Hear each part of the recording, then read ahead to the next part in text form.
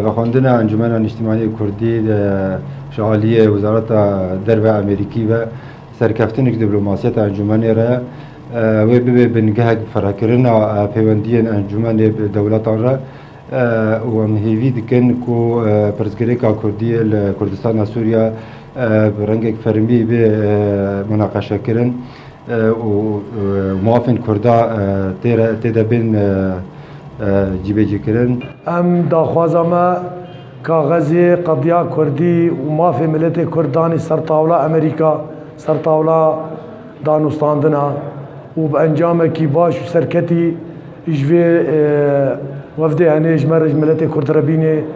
و حقوق ملت کرد بقودی دست خواه بینه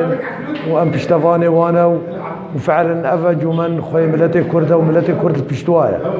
از وقت کرده که دخواستم افشانده گوچوی امریکا کاغذن کردی و دیپلماسی دین سر ماسه و بکاربن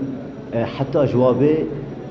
قضیه کردی دین سر ماسه مسئولین امریکی را و مسئولین دولی را و عالمی را ام دوینم نها سیاسیا ام گله کی پیش کت نتوار دیپلماسی ده ام دخواستم قضیه کردی برنگه کی يعني اشكره ووري ترى سكرن وقاربن هيبي و اهمال قضيه كردي دين سر ماسه گوشوار گفتگو بکن هیویه ما اموده ما اون شاندا کردی بسرفرازی و کاری ماپی نتوا کرد هیویه مد امریکا دا حلفای وادانا ماپی ملتی کرد آزاد بکی کردستان سوری دا فدرالی به گور و دما ایرو